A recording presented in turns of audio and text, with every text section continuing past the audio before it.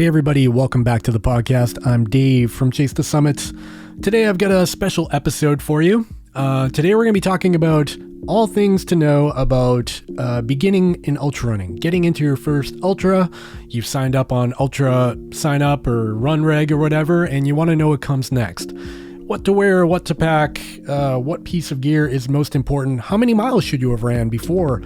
All those things we are going to try to answer today. We're also going to talk about a bunch of other stuff because we tend to wander in our conversations. And I do have a special guest today joining me. He's going to be kind of a co-host for this show, and that is Ryan Clayton, who is a fellow YouTuber, and he's also a fellow ultra runner. He's much faster than I am, so we can take his advice as well. You can find Ryan over on YouTube under Ryan Clayton, of course. You can also find him on Instagram and Facebook, so go check him out. And with that out of the way, let's get into it. Welcome to the show, Ryan Clayton. How are you tonight? How's it going? Today. It's Great. 2 o'clock. It's not even nighttime yet. Is it 2 o'clock or is it 10 p.m.? I'm not sure. I don't even know anymore. It's weird because I've got, the room's so dark, and I tried to. Yeah. And we only talk at night usually, so this feels off. It's just when you have so much going on, it's like, does it really matter what time it is? No, it doesn't. Congratulations on 10K, by the way. That's a big milestone. Thank you. For the listeners that don't know, I should probably introduce you first, huh? Yeah, go ahead. So this is Ryan Clayton. He's joining me tonight. We're going to talk about ultra racing and what it's like getting into it and what you should know before you get into your first ultra of whatever distance. And Ryan has a YouTube channel where he talks all things ultra running, way more than I do. And he's got trip reports and race reports and all kinds of great training tips and tricks and good stuff. So check him out at, is it youtube.com/Ryan Clayton? Do you have that? No, that one has been taken by somebody else that doesn't, I don't think they upload anymore. It's like some video game channel. No. I've tried to reach out to them and they're just unresponsive. So mine is Ryan Clayton Films, which is like, Films. Okay, it's fine. Yeah. We should all, if you're listening, send some hate mail to Ryan Clayton. Not this Ryan Clayton, but don't. The other. I want that. we need to sweet talk that guy. All right. Send him $20, everybody. All 10 everybody. of you. Maybe that'll work. Yeah. Yeah. All right, man. So today I just wanted to talk, first of all, what was your first ultra? Yeah. So my first ultra was... and if I have to remember the year, I'm not positive, but I know the race. It was the Jackson County 50 miler down in southern Indiana. And it was like I kind of picked it based off of timing. Like it was just right in the calendar. I had done a couple of trail marathons. I was really big into triathlon, done just like countless number of sprints and Olympics, and a couple half Ironmans. And then I had not done a full Ironman yet by the time I did my first ultra. So I was kind of like doing both for like maybe 2 years. But yeah, Jackson County 50 miler. What made you jump to 50 miles and skip the 50K? Well, I think it was just like, I was looking at, because there was a 50K option at this race that I went to. But for some reason, going an extra, 5 miles, or I don't even know. How long is a 50K? 31 miles? 32, yeah. 32, well, yeah. 31, so going an extra like... 31.5 or something. I don't exact numbers here. Yeah. It seemed like, because I'd already done 2 trail marathons, I was like, I'm pretty sure like I could just, finish a 50K like at this point. So the 50 miler felt like a really huge challenge, and it felt like something that I could...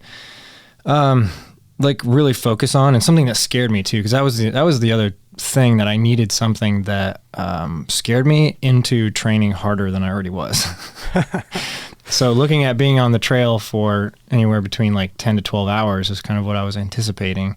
That had scared me, because at the time my longest endurance event was a half Ironman, and I think that was like somewhere around like 5 or 6 hours, something like that.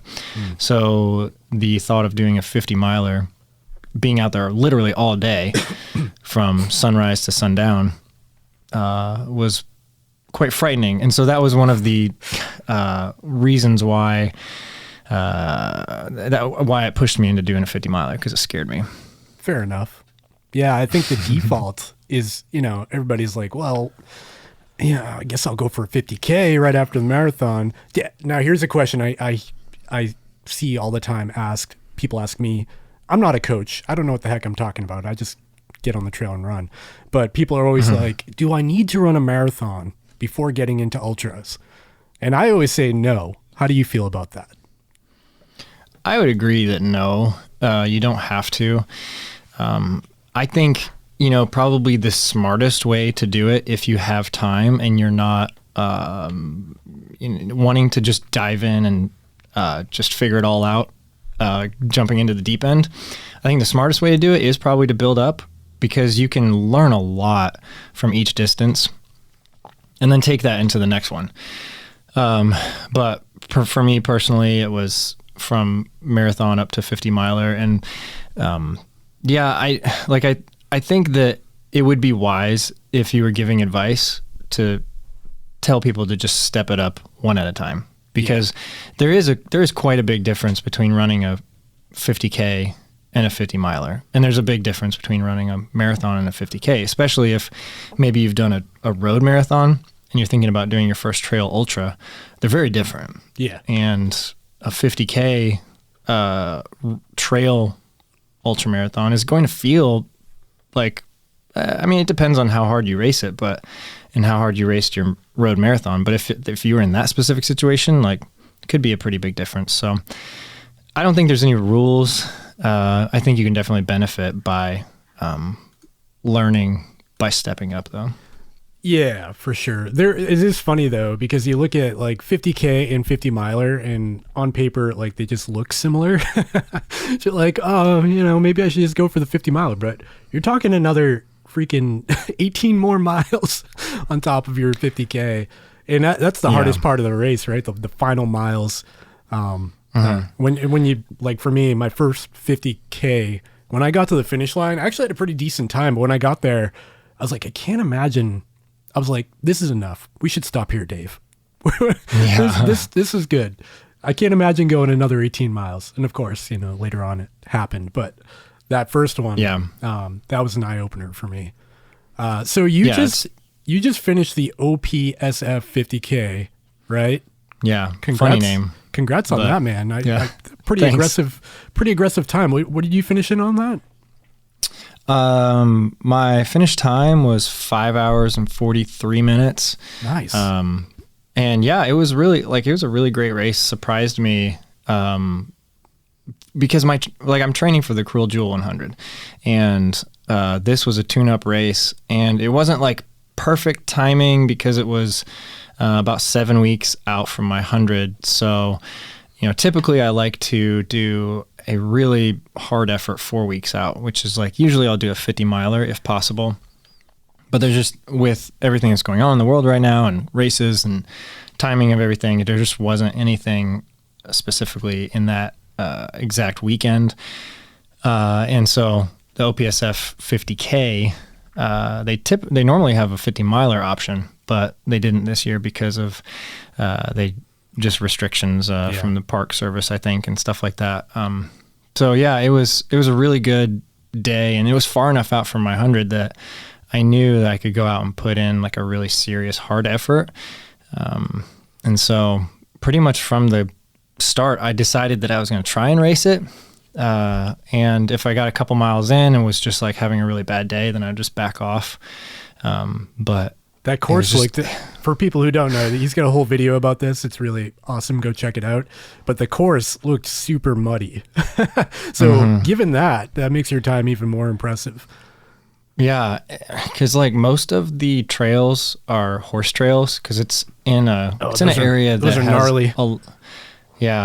It's really popular horseback riding area in this OPSF, Owen Putnam State Forest.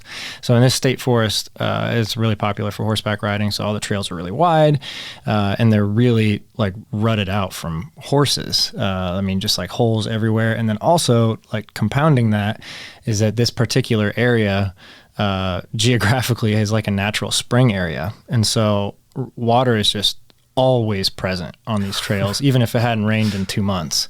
It's just perfect there's water spot for a trail race. Yeah, there's just water underground, and it's just constant. And so we kind of had the perfect concoction for having an incredibly muddy day, because the race was on Saturday and pretty much all day Thursday, and then Friday morning it rained.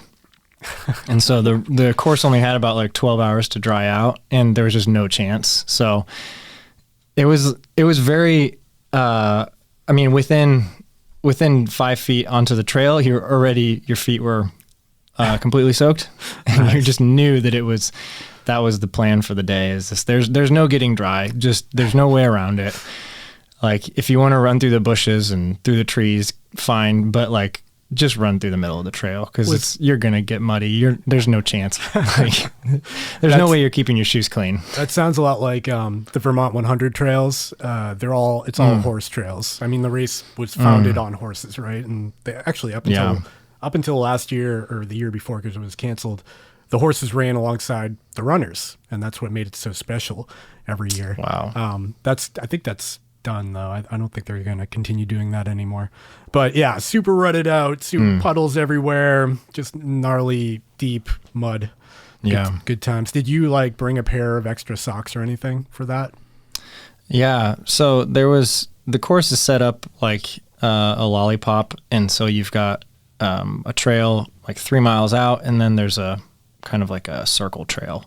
And so right at that intersection, you're allowed to have a drop bag. So I think you see it like, I don't know, 9 or 10 times, because you do 3 lollipops. And so in that drop bag, I had a pair of shoes and an extra pair of socks and like a towel, and extra shirt. But then I just had, the rest of it was just like gels. And the only thing I touched in that bag was the gels. Like, I thought about pulling out the shoes. Like, I thought maybe, because the shoes I wore were the Hoka Torrent 2s, and they're not the best for mud running. And so I was a little concerned, and so I had Solomon Wild Cross in there as well in the drop bag, but I ended up not even pulling them out, because it didn't matter. Like, there was so much mud, and it was so deep that I think you could have been barefoot and had about as good traction as I had in any pair of shoes. Yeah, at a certain point, so it was the treads on the shoe aren't going to do much if it's just like full out liquid. Exactly. I mean, the main thing, like, there was no traction. So like, what you were trying to do was just keep your center of gravity like above you, I don't know, above your feet.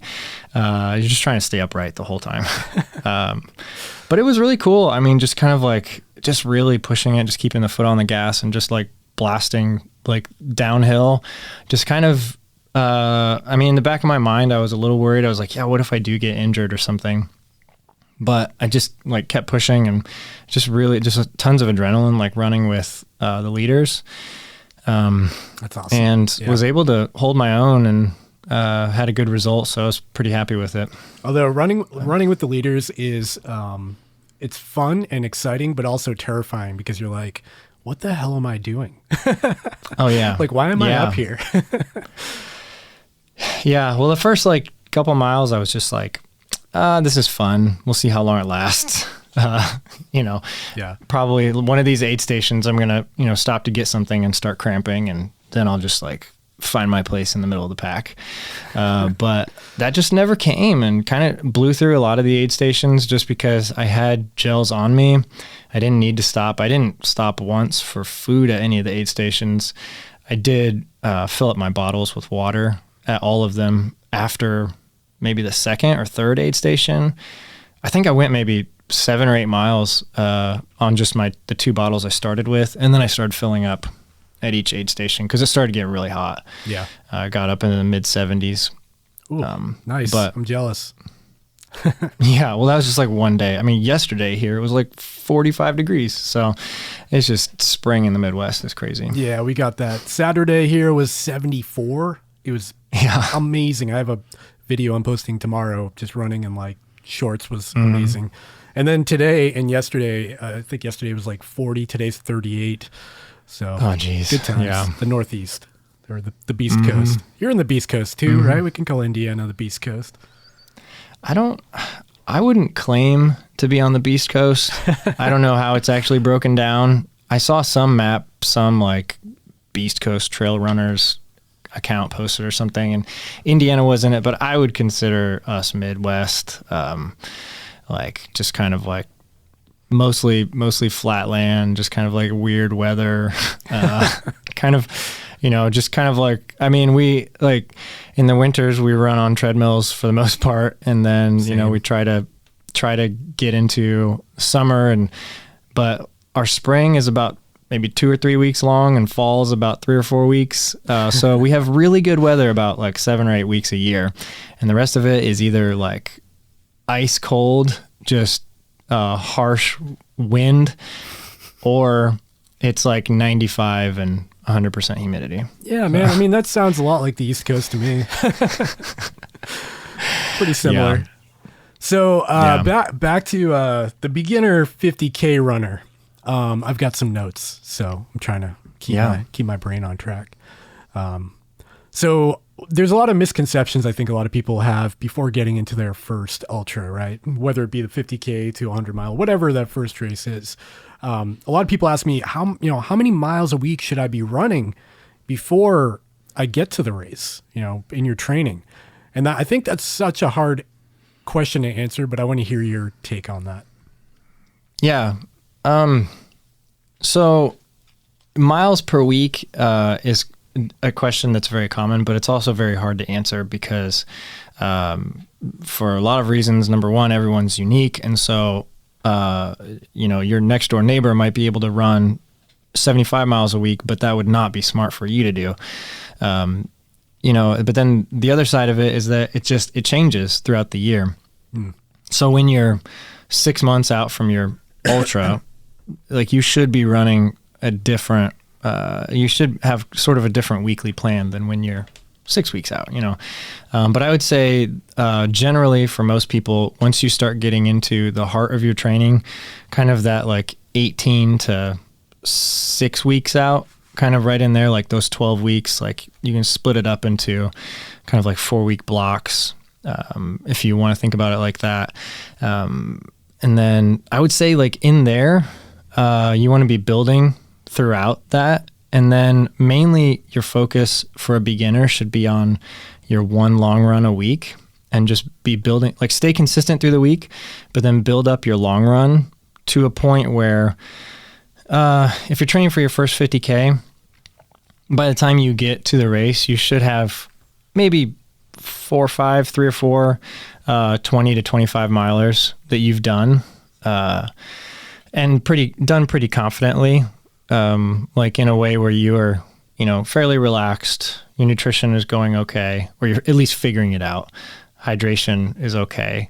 Really what you want to do is like focus on those long days and practice for the race. And then, like I said, throughout the week, just stay consistent.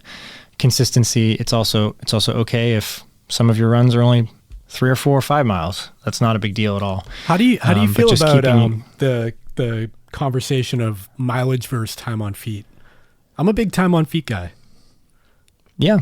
I think it's, for most people, time on feet is probably a really good approach. But a lot of people don't think like that either. A lot of people are mile driven. So I think you just, again, I think it varies from person to person. Some people that I coach really like seeing 7 miles on the schedule.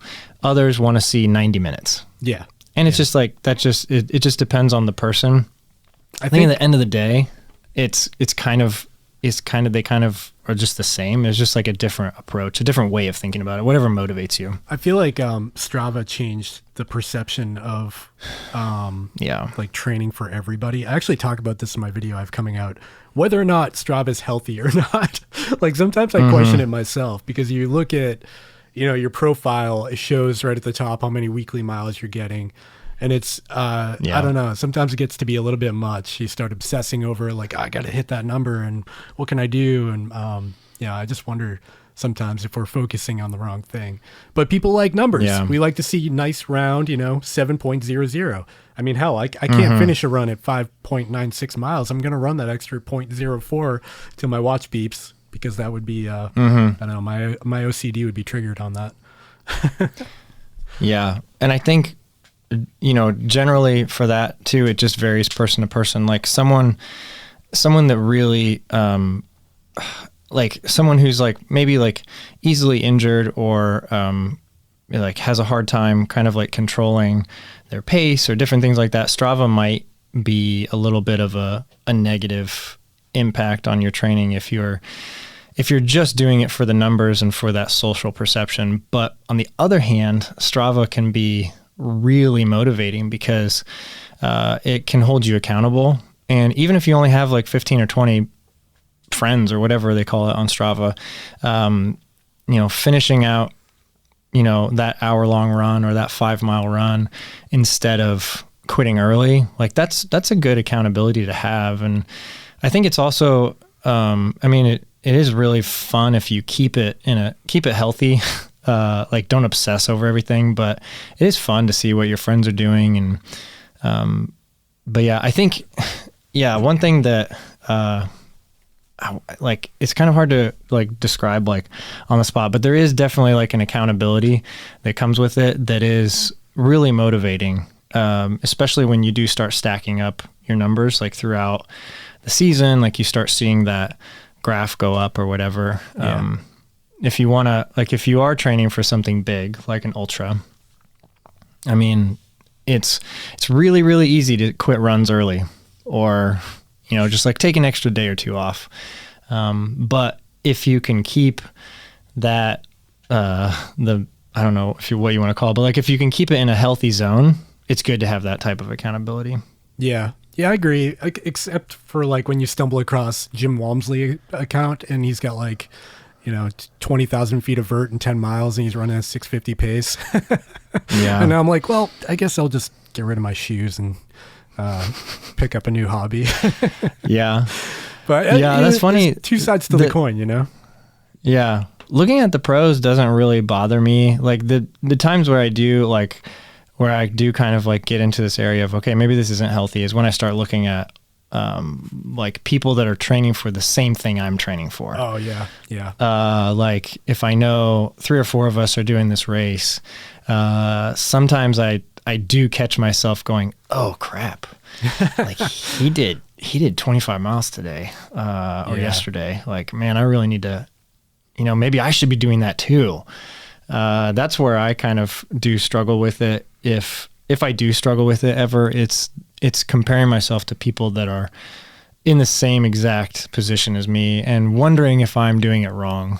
Yeah. When at the end of the day, like you have to listen to your body, you have to be good to yourself. But you do need to push yourself if you want to train for big stuff. Yeah. Yeah. So, it's two ways. It's a personal decision for sure. The Strava thing, I'm always perplexed on because sometimes I look at it and like you said, I think, it's more about like people that I feel like are on the same level and I see them have like killer weeks or they do a killer event or something. I'm like, man, I really need to step up my game. But at the same time, that's good for me. I should be stepping up or trying to step up my game. So I don't know. I don't know how I feel about it. Yeah, it's becoming like it's a social media. So it's like Facebook, it's like Instagram. Although most people put everything on Strava, and so it kind of is a more complete picture. Like Facebook or Instagram, it's like you put your best picture on there. You take 200 pictures on your phone and you post the best one. Where Strava is just like you don't post pictures of yourself like laying on the ground crying. Whereas that story can be told in your GPS file when you're at a standstill pace in one spot for the course of your 50 miler. It's a little bit different. Yeah. So it does kind of tap into those dangers that we have with social media and confidence and comparing yourself and just like it could tap into envy. It could tap into a lot of these areas that you don't want to mess with. But I think, for the most part, as long as you just try and keep it chill and try not to obsess on it or focus on it. The one thing I really, really don't like about Strava, this is all new, is their new fitness trends. Have you Have you checked yours? And are you subscribed to like the paywall thing? Yeah, I am, Yeah. but I don't really use any of it. So Yeah, it's the only thing I do frustrating. use is Go ahead. yeah. The only thing I do use is I think this is behind the paywall is the goals section. So Yeah. like I'll put on there that I want to hit like 55 miles a week or something, and then that is kind of encouraging to like look at that and like keep track of that. Yeah. Or for me, like a certain number of feet of vert per week or miles per year. I do use that, and that helps me stay motivated. I don't know if that's behind the paywall or not. I think it is I don't now. think I really use anything Yeah. other than that. So they rolled out something similar to like Garmin's, fitness tracking stuff where Garmin will give you your VO2 max or whatever, but Strava gives you like on a scale of 0 to 100% your fitness potential or something like that. So it shows me back in 2019 at like 98. And then it's just like this rapid drop to my current like fitness now. And I know it's not accurate in like any sense of the word. I also know I'm not in the same shape as I was then, but I know it's not that dramatic of a difference. It's just wildly off. I don't know what metrics what data they're trying to use to come up with these numbers, but it's not something anyone should look at because unless it makes you feel better and it's like a uphill climb. Mine doesn't look that way. Yeah. I think those types of numbers, like when you are looking at like your trends, that you really have to have all of your data in there, and it has to be years of data stacked on. And that's why like I only use Training Peaks for that, or their actual desktop software, WKO. I use that and like swear by it, but Strava, Garmin, Coros, like anybody else that's come out with their own type of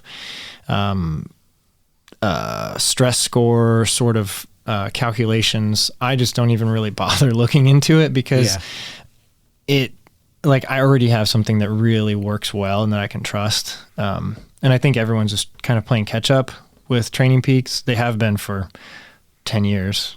I do like, I've been using Garmin forever. So I've got like this huge history. Like I can go back 5 years and see my VO2 max trends over the past 5 years. And if it's not, even though it's definitely not accurate, I'll say that, but it's like, because I know the offset of how, where my fitness was at certain points during that time, enough to know like it's fairly accurate for a baseline for me, like personally, and that if I see things get better or worse, it's probably generally pretty safe to assume I'm doing something right. But it is, it's frustrating. Some days you'll go out and your watch is like, you're detraining and you're like getting ready and you're feeling great, ready to go out for a really good run. And it's like, no, you should probably sit on the couch today. I don't know how much sense that makes. Well, the other side of it too is that like if you use different watches, they're all gonna be off of your total fitness a little bit. Yeah, and they all do it differently. So, like if you use a Polar Grid X and then you use a Garmin and then a Coros, they all give you different numbers. It's not consistent at all. That's why I've considered going to a lab just for the heck of it to know like what is actually right. We've got one in Boston. It's fairly affordable. It seems like it would be a fun experiment. I've thought about doing that too. Like for most people, knowing your VO2 max gives you very little value at all. But I thought about testing it just to see what it is. But I think I looked up, I think my closest place to get to is like Chicago or something. I mean, they have labs at Purdue, at IU, but just general public can't walk in, or even like staff like can't use it. It's meant specifically for like their collegiate athletes. Just wait till they turn the lights off and you hop on the treadmill, you put the mask on. There you go. Yeah, you can definitely do that by yourself and not get caught. Yeah. So going back to your, what was it, Jackson 50 miler? Was it the first? Yep. Okay. Jackson County 50 miler. When you walked away from that, can you recall like one tidbit of like something you learned along the way, or maybe something you wish you had brought, or something you brought that you probably didn't need? Yeah, I think there was, it was really one takeaway, but it kind of had two sides to it. And it was that the body is much stronger than you think it is. And so's the mind, but they're different games that you have to play. And they will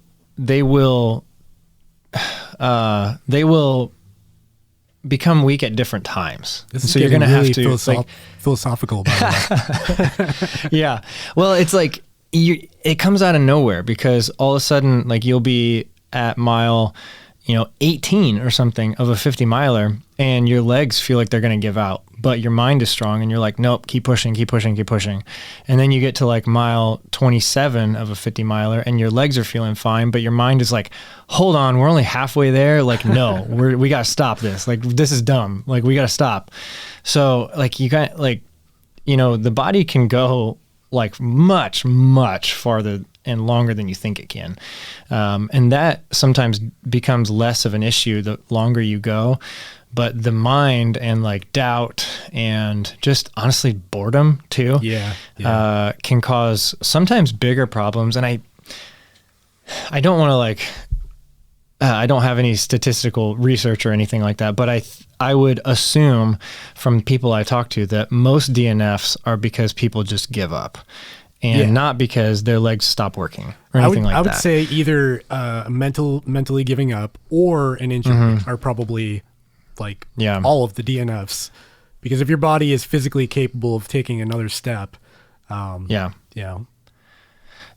but I would say I think just like being done with it, being over it. Like I know a guy that dropped out of a 100-miler at mile 97. What? Because he was bored and he hated it, and he was like they went to a restaurant and like got a beer afterwards. Oh man! Like because he was just over it. He could have crawled that in 3 miles. I know, and that's like I give him crap about that every time I hear about it, and he's just like, yeah, I don't even care. He's like I literally. There was no reason to finish. He's like, I didn't care. Wow. And I'm like, oh my gosh. He was like, yeah, we were just done. And I think, so watching out for that. But yeah, I mean, the mental ups and downs are something that you can't always prepare for. In fact, I don't know if you really can really prepare for like the major like mental downs that you might come across like in the middle of an ultra. Because something I tell people like getting into ultras is you're gonna, even if it's a 50K, I mean, unless you're feeling really good that day, there's gonna be a down point. Like there's always a down point in everything that's that long. When you're out there for 5 to 7 hours or at a 100-miler, there is guaranteed to be a downside. Like one point where you're like, why the hell am I here? Like, why did I sign up for this? What am I doing? And even if you're having the best 100 of your entire running career, everybody feels that. Even Jim Walmsley and Sage Canada, those guys definitely have days like that too.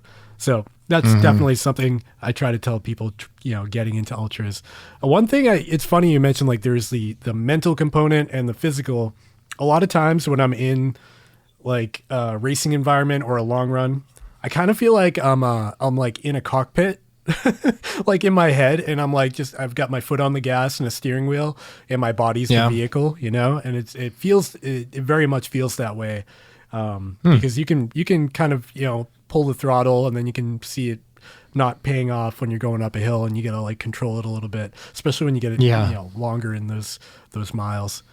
When you did your first ultra, you had triathlon background, so you kind of knew how to fuel and what to eat and drink and stuff.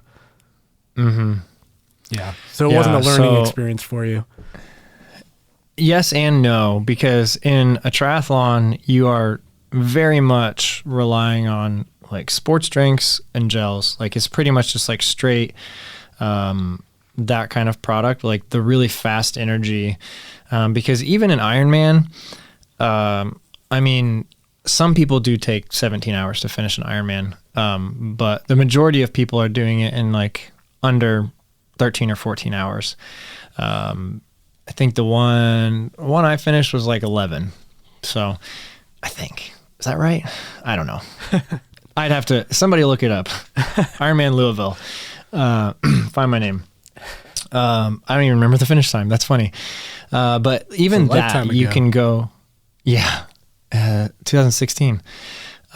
You can go the whole thing on just gels and sports drink. You don't like, if you're staying consistent with it. Now, if you go through a period of time or a couple hours where you're just refusing to eat or drink anything, like you can get yourself into some serious trouble. But the learning curve that happened to me, or the change that I had to make going into ultras, was that you do probably want to teach your body to be able to digest solid food during a race. And that was sort of difficult, sort of not. I mean, it all depends on the intensity you're going. I mean, if you're climbing up a mountain and you're going at a normal human pace, and you're going up a mountain for 2 hours, like you can eat a lot of food. You can eat a lot of solid food, like, but if you're really pushing it and you're kind of in that race zone the whole time, like zone 3, zone 4, heart rate, stuff like that, you're not going to be able to process a lot of that. And you do need to rely more on sugars and gels and drinks. And so, that's the biggest change that jumping into ultras is that, it's okay to stop at an aid station and get some stuff that you would normally eat for a snack at home or something, like, chips or whatever, like even soup is great at night, just that kind of stuff. And you just don't really ever see that kind of stuff in shorter events that are like 2, 3, 4, 5, 6 hours. Yeah. I had a different approach to it because I was just like a hiker, trail runner, dirtbag, and I got into trail running, paid $25 to get in my first 50K. And I was not used to that level of like sustained output for, like, in a race environment, people are, everyone's cheering and other people are running.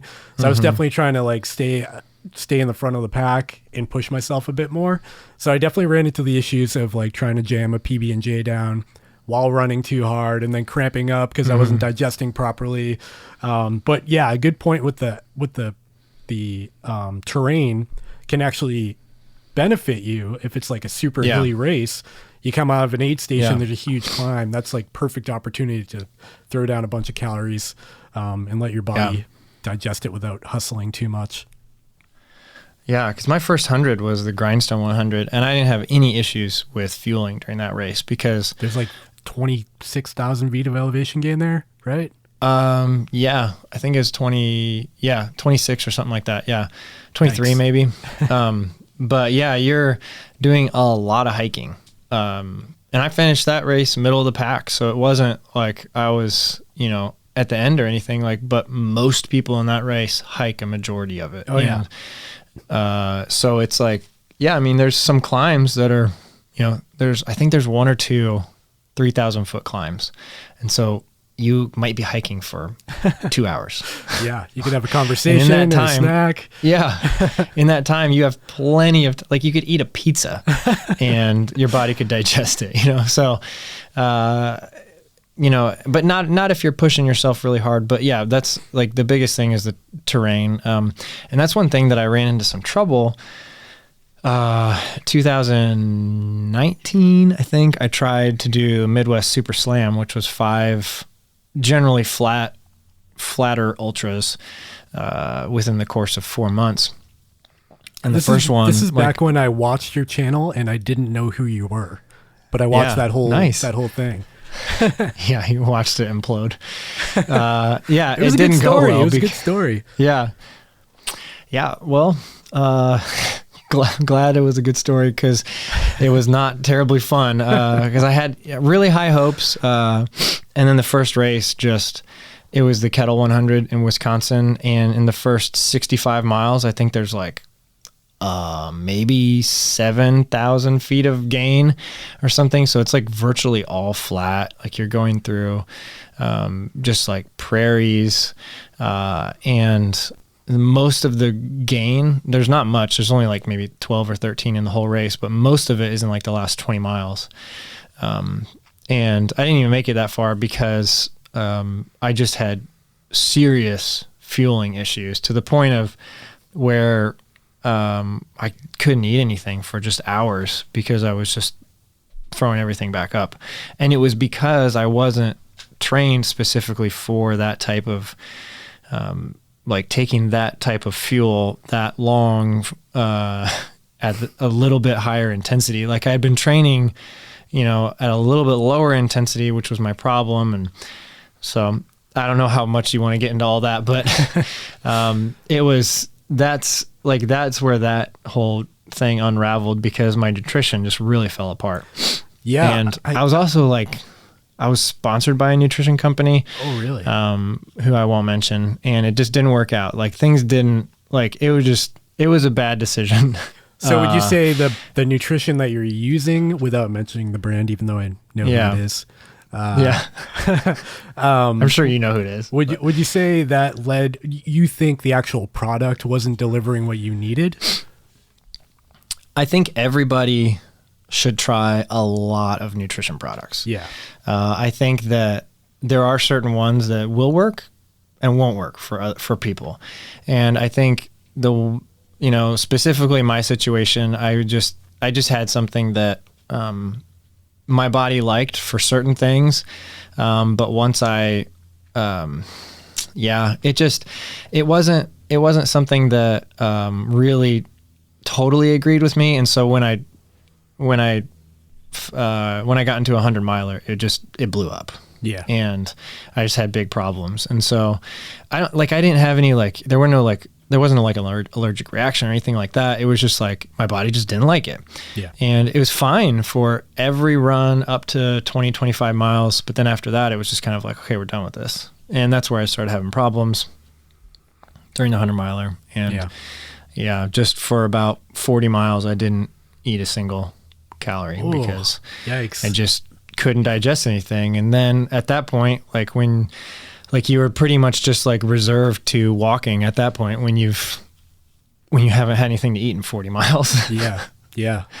Was that your only DNF, or do you have others? No, I do count that as a DNF, even though they gave me a 100K finisher medal. Nice. And they actually counted me as a finisher for the 100K, but I consider that a DNF because I was there to run 100 miles. So there was that. And then 2 weeks later, I went to the Mohican 100 and it rained all night. And right before the sun was rising at like mile 82, I fell. And what I thought was I just rolled my ankle. But it became like so painful that I couldn't even walk on it after about another mile. And there was a medic and he was helping me. And then I had some just really bad problems with it for a couple weeks and ended up finding out after an MRI that I tore my cartilage in my ankle. Bummer. So I guess that's a better DNF story than I just didn't fuel properly.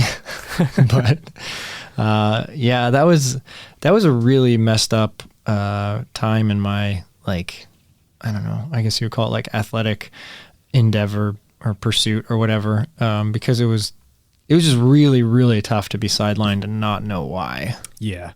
I bet that's kind of like the deal you get with this sport, you're kind of playing with fire when you're running 100-mile distances and training 70 miles a week. Something's bound to give at a certain point. And guess what, Ryan? Failures make better videos than victories. Okay. So you may have been puking your guts out, but you got some subscribers out of it. Yeah, I'm sure. Yeah. And I mean, people I agree with that. You want to see the real raw stuff. Just super happy, successful race story videos. I mean, they're not as entertaining as watching people suffer. I understand that. So yeah, my Vermont 100 video from 2019, I didn't even want to make it, but I thought people love those stories and I thought it would be worth sharing for educational purposes for other people. But yeah, that was brutal. 115 degrees in the sun that day. Yeah. Good times. Well, I got that, the rhabdo, what is it? Rhabdo, I don't even know how to pronounce it. Do you know the word I'm trying to get at? I don't know how to pronounce it either, but I know what you're talking about. Everyone just calls it rhabdo. Yeah. I didn't even know I had it until I got home. Like I had this, I couldn't like quench my thirst no matter what. I could drink unlimited amounts and it just wouldn't go away. I just I'd feel full and bloated with water, but like it wasn't absorbing. And it turns out my kidneys are all jammed up from that race for like a month. I was messed up. It was really weird, really bizarre. Yeah, that hurts. I bet. But yeah, you know, those failures make you stronger, right? I think you know, the long-winded moral of the story is it's okay to walk for beginner runners. I think that's a problem with the sport. You know, a lot of people get into it and they're like, I'm running a 50K, when in reality you're probably gonna hike that 50K depending on the terrain and elevation and all that.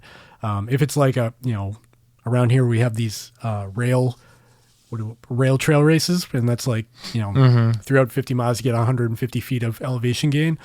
At that, you'll probably run it. I don't want to do that. But if you got 5,000 feet in your first 50K, you're probably going to be walking a lot of it. And I do get that comment a lot on videos. People are like, I didn't realize that like you could walk in these races and stuff like that. And that, I mean, that is a learning experience. I think, I mean, for the most part, I think you're forced to walk a lot of times, like you said, if there's a decent amount of vertical gain. But yeah, definitely if you're jumping into your first ultra and it's flat, or it's like on average, like less than 100 feet of gain per mile, like you need to be really careful about that and really pace yourself. And there's strategies, like when I, like some of my athletes, like when they do like Ironman races, there's definitely a strategy to the marathon at the end that can be like carried over into ultras, and it's just kind of like timing, like just doing intervals almost. Like if you are running a flat ultra, and you can start from the beginning just by doing like 9 minutes of run, 1 minute walk, you know, and do that for like the first like 5 or 6 hours, and then you get to a point where you're like, okay, like I've got this down, or I'm fine, or maybe I need more walking or something like that. Like, but if you're not sure, just go into it from the start and have like a little bit of a plan. Don't go out and run the first 20 miles because you're going to burn yourself up. And then you might be walking the last 20. It's funny. I was big on the stage, like you mentioned. I'm going to run for 5 minutes and I'm going to walk for 1 minute. And that was a great way of pacing myself. And then I met a guy at a race, and he said, this stuck with me for like the past 4 or 5 years. If there's a hill that a golf ball can roll down, walk up it. Don't run. And that stuck with me, and I still use that, where if there's a hill that a ball can roll down, I'm going to walk, especially in the early miles where you feel great and you're like, I'm going to kill it. And you see people passing you. It's hard not to think you can gas it and go up the hill. Yeah. And that's really good advice, because that can really help break up your run as well. And I used to do that a lot too. I still, like in 100 milers, like I'll still do that. Like any type of like slope, unless it's almost nothing, then I'll definitely just stop and take a break and walk up it. It's not that big of a deal. You're going to save yourself a little bit for later in the race. But yeah, that's definitely good advice. What's your take on GPS watches for your first ultra? Do you think it's necessary? I don't think it's necessary. I think for the most part, GPS watches can just make things a little bit more fun. Like I think that, like if you get super caught up in getting the best one or the perfect one, that could cause you extra stress that you don't need in your life. But if you just watch a couple YouTube reviews by your favorite YouTubers, you know, no, I'm just kidding. But like, if you get one that is like decent, like it can make your training and racing a little bit more fun because you can go back after the fact and you can look at that data. You can look at your Strava map or whatever. That can be fun. I'd be you can curious use to it run in order like, to improve. Like long distances without a watch. I've never done it. And it has me thinking like as an experiment, I should try to run, 15 miles without a watch. I don't know if it'd be good or bad because like the end could be coming sooner than you expect, or you finally figure out how far you've gone and it's like way further away than you expect. Yeah. And at 100 miles, imagine running 100 without a watch. That must be really different. Yeah. I've never like I said, like I kind of got into endurance sports and triathlon, and in that everything's recorded. Everything possible is recorded. I mean, I even went through a year or 2, 3 years where I was recording every calorie I was eating, so like, and that's just the mindset that I kind of got into endurance sports with. And so, yeah, I always use a GPS watch. And I think it would be an interesting experiment to do it without. I don't really have any interest in it, but because we can go to Strava and then it doesn't count. Yeah, I mean, everyone knows that. All right. So what is one piece of gear that you wouldn't be able to toe the line without? If I took one item out of your vest or off your feet, well, I guess your shoes. Don't, you can't say that. Shoes are a given. Can't say shoes? Okay. You're going to have shoes on. Yeah, I think, man, that's a tough question. Like, I think that, oh man, what do I want to say here? It could include nutrition. Yeah. There's something you eat that you couldn't live without. Yeah. I think for me personally, I would have a really hard time towing the line without a GoPro. That's the most vain not for answer everybody. You could have. I know. I realize how probably how self-absorbed that sounded, but it's great. Like I think for me, I'm really into like vests, and like I think having a comfortable vest.